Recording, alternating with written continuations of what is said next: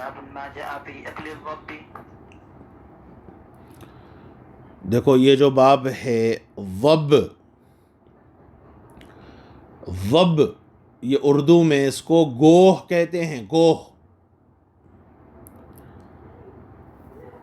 دیکھو یہ ایک رینگنے والا، چھپکلی کے جیسا، سپلک کے جیسا ایک رینگنے والا جانور ہے، اور یہ چھپکلی سے بڑا ہوتا ہے. یہ چھپکلی سے بڑا ہوتا ہے، پہاڑوں اور درختوں کے تنوں میں رہتا ہے، پہاڑوں اور درختوں کے تنوں میں رہتا ہے. یہ بڑا بھی ہوتا ہے، چھوٹا بھی ہوتا ہے. اور یہ جو بڑا ہے، بڑا مضر نہیں ہے، کاٹتا نہیں ہے، چھوٹا کاٹتا ہے.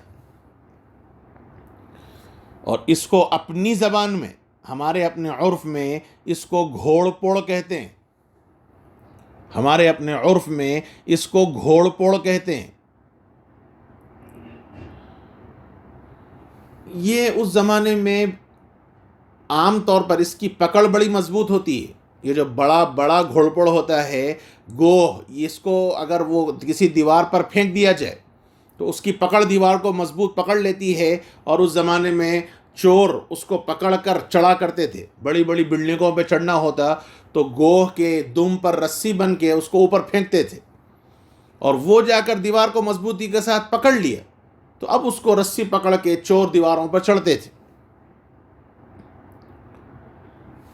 دیکھو یہ جو مسئلہ ہے کہ گوہ یعنی یہ گھوڑ پوڑ کھانا جائز ہے یا نہیں ہے، گھوڑ پوڑ کھانا جائز ہے یا نہیں ہے، یہ مسئلہ مختلف فی ہے اور معرکۃ الآراء مسئلہ ہے. گھوڑ پوڑ کھانا جائز ہے یا نہیں ہے، یہ مسئلہ بڑا معرکۃ الآراء ہے. جمہور یعنی ائمہ ثلاثہ سوى الاحناف، ائمہ ثلاثہ سوى الاحناف کے نزدیک گوہ حلال ہے. ائمہ ثلاثہ سوى الاحناف ان کے نزدیک گوہ حلال ہے. اور حنفیہ کے نزدیک مکروہ ہے یا حرام ہے، حنفیہ کے نزدیک مکروہ ہے یا حرام ہے.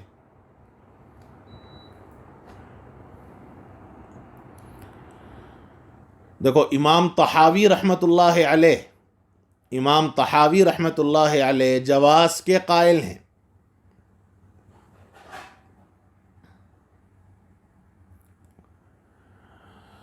علامہ عینی رحمۃ اللہ علیہ نے فرمایا، علامہ عینی رحمۃ اللہ علیہ نے فرمایا ہے کہ اصح یہ ہے، اصح یہ ہے کہ یہ مکروہ تنزیہی ہے.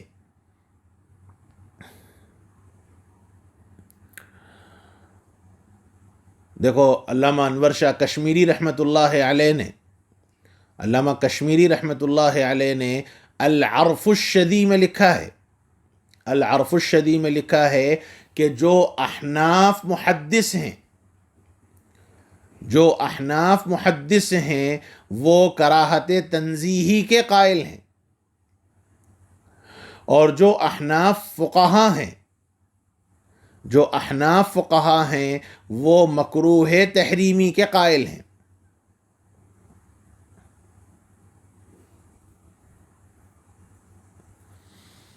حضرت مفتی صاحب رحمۃ اللہ علیہ نے المعی میں لکھا ہے کہ یہی قول مفتابہ ہے، یعنی مکروہ تحریمی کا قول مفتابہ ہے.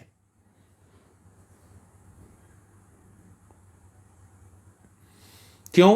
حضرت نے یہ فرمایا کہ اگر گھوڑے کی طرح، گھوڑا کھانے کی طرح اگر مکروہ تنزیہی ہوتا تو احناف میں سے کوئی نہ کوئی کھاتا، احناف میں سے کوئی نہ کوئی کھاتا، لیکن کوئی بھی حنفی گوہ نہیں کھاتا.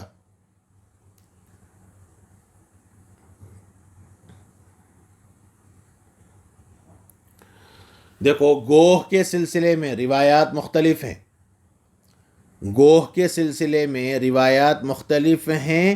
جو روایات اعلیٰ درجے کی صحیح روایات ہیں، جو روایات اعلیٰ درجے کی صحیح روایات ہیں وہ سب کی سب حلت پر دلالت کرتی ہیں. روایات گوہ کے سلسلے میں مختلف ہیں. جتنی روایات اعلیٰ درجے کی جتنی صحیح روایات ہیں وہ سب کے سب حلت پر دلالت کرتی ہیں.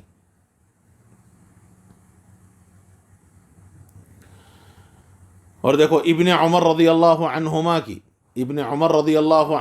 سے حضور اکرم صلی اللہ علیہ وسلم سے گوہ کے کھانے کے سلسلے میں پوچھا گیا. حضرت ابن عمر رضی اللہ عنہما فرماتے ہیں کہ حضور اکرم صلی اللہ علیہ وسلم سے گوہ کے سلسلے میں پوچھا گیا تو حضور اکرم صلی اللہ علیہ وسلم نے فرمایا لا آکلہ ولا احرمہ، فرمایا کہ نہ میں اس کو کھاتا ہوں اور نہ میں اس کو حرام قرار دیتا ہوں. نہ میں اس کو کھاتا ہوں اور نہ میں اس کو حرام قرار دیتا ہوں.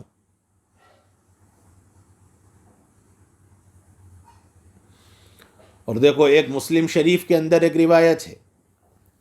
مسلم شریف میں ایک روایت یہ ہے کہ حضور اکرم صلی اللہ علیہ وسلم کے پاس چند صحابہ بیٹھے ہوئے تھے. حضور اکرم صلی اللہ علیہ وسلم کے پاس چند صحابہ بیٹھے ہوئے تھے. حضور کے پاس گوہ کا گوشت لایا گیا. حضور کے پاس گوہ کا گوشت لایا گیا. حضور اکرم صلی اللہ علیہ وسلم کو بتلایا گیا. ازواج مطہرات میں سے کسی نے آواز دے کر کہا کہ یا رسول اللہ یہ گوہ کا گوشت ہے. تو حضور نے فرمایا کلو، حضور نے فرمایا کلو فإنہ حلال، حضور نے فرمایا کہ کھاؤ یہ حلال ہے. ولیکنہ لیس من طعامی،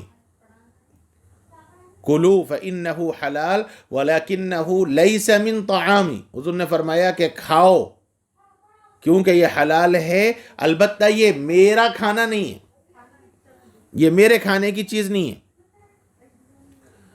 اور دیکھو ایک روایت جو میں نے پرسوں تمہیں حوالہ دیا تھا، پرسوں کے سبق میں نے جو حوالہ دیا تھا عربوں کے ذوق کا اعتبار ہے یا نبی کے ذوق کا اعتبار ہے. وہاں میں نے ام حفید کی حضرت میمونہ رضی اللہ عنہا کی روایت کا میں نے حوالہ دیا تھا. حضرت میمونہ رضی اللہ عنہا کی روایت کا میں نے حوالہ دیا تھا. یہ روایت ہے وہ. حضرت ابن عباس رضی اللہ عنہما فرماتے ہیں کہ ان کی خالہ ام حفید نجد سے گوشت بھن کر لائیں.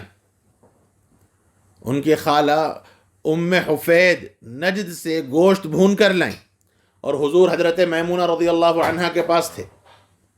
حضور حضرت میمونہ کے پاس تھے. جب وہ گوشت لا کر رکھا گیا اور حضور کے سامنے جب بھی کوئی نیا کھانا پیش ہوتا تو حضور کو بتلایا جاتا. جب بھی کوئی نیا کھانا ہوتا تو حضور اکرم صلی اللہ علیہ وسلم کو بتلایا جاتا. تو حضور کو بتلایا گیا کہ یہ گوہ کا گوشت ہے. تو حضور اکرم صلی اللہ علیہ وسلم نے اس گوہ کی طرف ہاتھ بڑھایا. حضور نے اس میں سے کھانا چاہا تو حضور کو بتلایا گیا کہ یا رسول اللہ یہ گوہ کا گوشت ہے. تو حضور نے ہاتھ روک لیا. تو حضرت خالد رضی اللہ عنہ نے پوچھا کہ یا رسول اللہ کیا گوہ حرام ہے؟ تو حضور اکرم صلی اللہ علیہ وسلم نے فرمایا کہ لا، نہیں، ولیکنہ لم یکن بأرض قومی، حضور نے فرمایا کہ نہیں حرام نہیں ہے لیکن یہ ہماری سرزمین کا نہیں ہے، یعنی یہ ہماری سرزمین کا نہیں ہے. فَأَجِدُنِي أُعَافُهُ، حضور نے فرمایا اس لیے یہ مجھے ناپسند ہے، یہ ہماری سرزمین کی نہیں ہے اس لیے یہ مجھے ناپسند ہے. اور پھر حضرت خالد ابن ولید رضی اللہ عنہ فرماتے ہیں اس کے بعد میں نے اس کو اپنی طرف کھینچ لیا اور اس کے بعد میں اس کو کھاتا رہا. حضور مجھے دیکھتے رہے، میں اس کو کھاتا رہا اور حضور مجھے برابر دیکھتے رہے. دیکھو یہ متفق علیہ روایت ہے، بخاری اور مسلم کے اندر یہ روایت موجود ہے.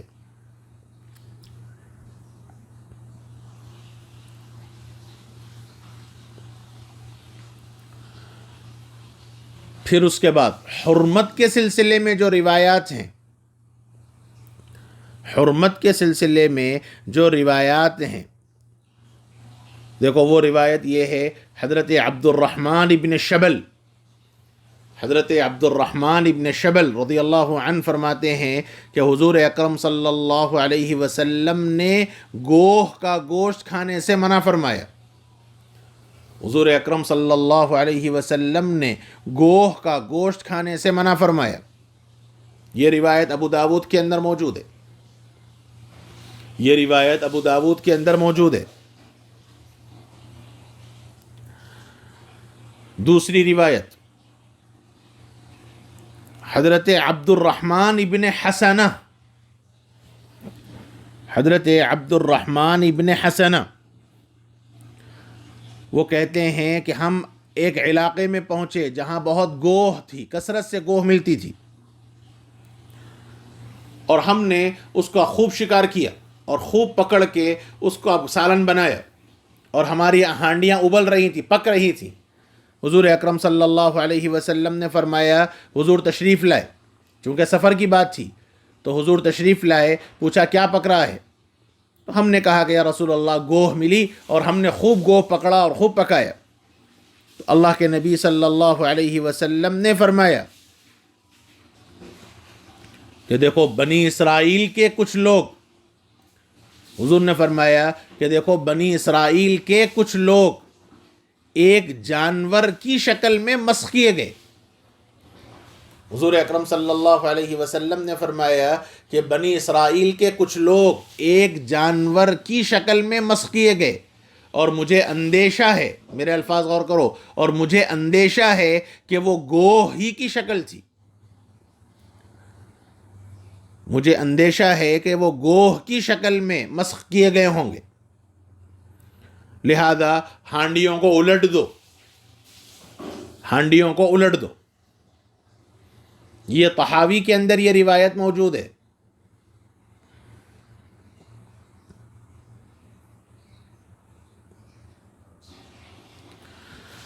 دیکھو ان روایات سے یہ پتہ چلا کہ حضور اکرم صلی اللہ علیہ وسلم نے گوہ کا گوشت استعمال نہیں کیا، حضور نے گوہ کا گوشت استعمال نہیں فرمایا. اور مختلف مواقع پر حضور نے الگ الگ وجوہات بیان کی، مختلف مواقع پر حضور نے الگ الگ وجوہات بیان کی. کہیں فرمایا کہ ہمارے علاقے میں نہیں ہے، ہمارے علاقے میں نہیں ہے، تو یہ طبعی کراہت ہے. ہمارے علاقے میں نہیں ہوتی اس لیے مجھے پسند نہیں ہے، تو یہ طبعی کراہت ہے. اور میں نے اس سے پہلے ضابطہ بتلایا کہ طبعی کراہت کو حلت و حرمت کا معیار قرار نہیں دیا جا سکتا.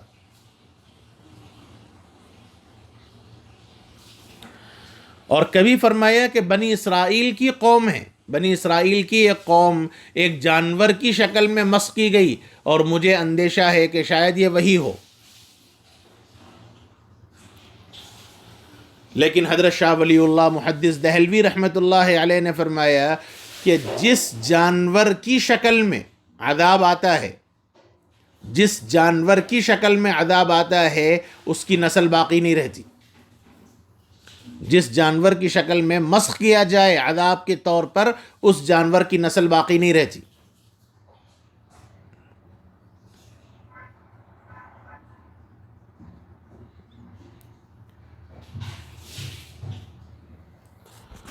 اور دیکھو ایک روایت میں یہ ہے، ابن عباس رضی اللہ عنہما کی ایک روایت ہے، اس روایت میں یہ صراحت ہے ترک الضب تقذرا. یہ بخاری اور مسلم کے اندر یہ روایت موجود ہے کہ حضور اکرم صلی اللہ علیہ وسلم نے گھن کی وجہ سے تقذرا حضور نے گھن کی وجہ سے گوہ کا گوشت نہیں کھایا.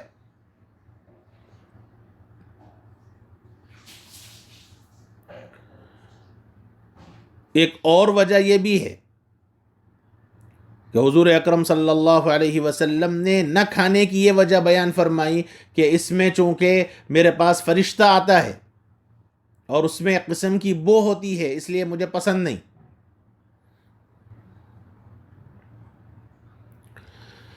دیکھو یہ ساری روایات، یہ جو علت وجوہات ہیں، جو وجوہات میں نے تمہیں بتلائی ہیں، اس میں حضور نے نہ کھانے کی وجوہات بیان فرمائی. کبھی فرمایا کہ طبعی ناپسند ہے اس لیے کہ ہمارے پاس نہیں ملتا، کبھی فرمایا کہ مسخ شدہ قوم پر عذاب آیا ہے. اور ابن عباس رضی اللہ عنہما نے فرمایا تقدرن، حضور نے گھن کی وجہ سے نہیں کھایا. تو خلاصہ بحث یہ نکلا کہ اصح ما فی الباب جتنی روایات ہیں، اصح ما فی الباب جتنی روایات ہیں، یہ ساری روایات حلت پر دلالت کرتی ہیں. اصح ما فی الباب جتنی روایات ہیں یہ روایات حلت پر دلالت کرتی ہیں، اور ائمہ ثلاثہ نے اس کو اختیار کیا ہے.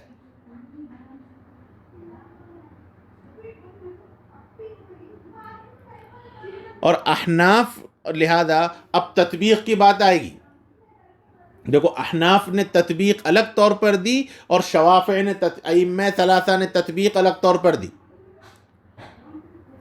حدیث کے اعتبار سے تو یہ طے ہے، حدیث کے اعتبار سے تو یہ طے ہے کہ اصح ما فی الباب، اصح ما فی الباب جتنی روایات ہیں وہ سب حلت پر دلالت کرتی ہیں. اور ائمہ ثلاثہ نے یہ تطبیق دی ہے، ائمہ ثلاثہ نے یہ تطبیق دی ہے کہ حضور اکرم صلی اللہ علیہ وسلم نے شروع میں مسخ کے احتمال کی وجہ سے ممانعت فرمائی. مسخ کی وجہ سے، چونکہ بنی اسرائیل کا جو قوم کا میں نے ذکر کیا، تو اس احتمال کی وجہ سے حضور نے منع فرمایا. اور اسی زمانے میں ہانڈیاں الٹوائیں، جو روایت میں نے بیان کی دوسری کہ حضور نے ہانڈیوں کو الٹنے کا حکم کیا، یہ اسی زمانے کی بات ہے. اور پھر آپ صلی اللہ علیہ وسلم نے توقف کیا، نہ کھایا نہ کھانے کو منع کیا. اور پھر اخیر میں حضور اکرم صلی اللہ علیہ وسلم نے اجازت دی کہ حضور نے فرمایا کہ تم کھاؤ. دیکھو یہ جو تطبیق میں نے دی ہے، یہ جو تطبیق ابھی میں نے بتلائی ائمہ ثلاثہ کی طرف سے، یہ حافظ ابن حجر نے فتح الباری میں لکھا ہے.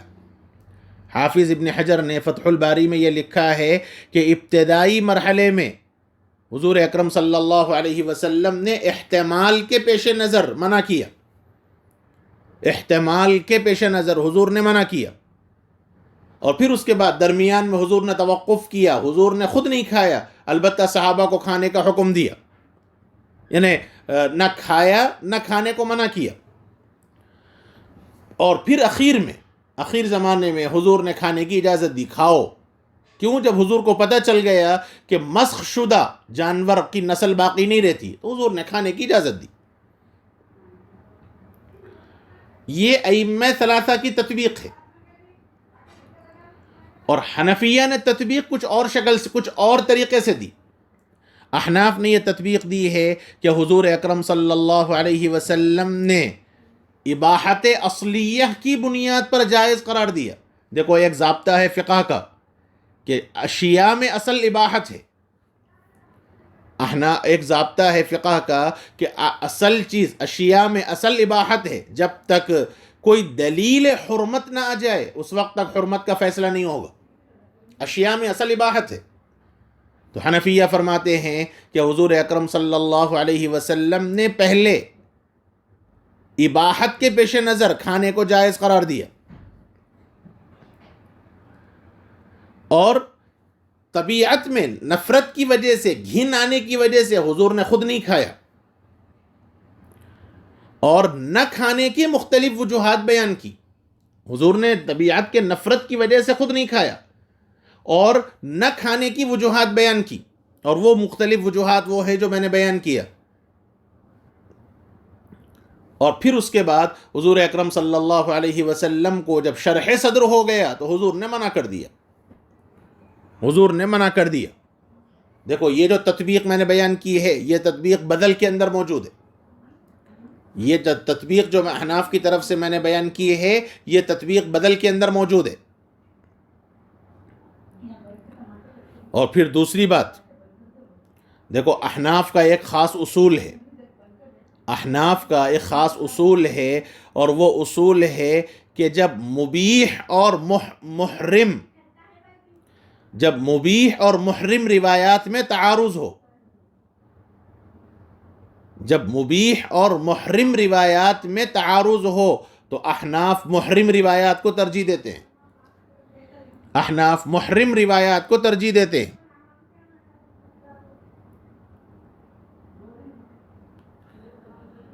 اور ائمہ ثلاثہ کا اصول اس کا الٹا ہے، ائمہ ثلاثہ کا اصول اس کا الٹا ہے کہ جب محرم اور مبیح روایات کا تعارض ہو تو ائمہ ثلاثہ مبیح روایات کو ترجیح دیتے ہیں۔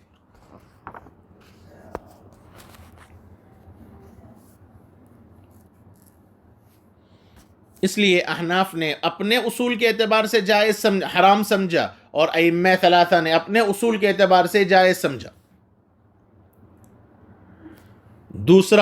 دوسری ترجیح، احناف کے حرمت کی دوسری ترجیح، دیکھو یہ بات میں نے پرسوں سبق میں بتلائی، حنفیہ کے نزدیک طیب اور خبیث، اچھی اور ناپسندیدہ چیزوں میں ذوق نبی کا اعتبار ہے۔ ائمہ ثلاثہ نے عربوں کے ذوق کا اعتبار کیا اور حنفیہ نے نبی کے ذوق کا اعتبار کیا،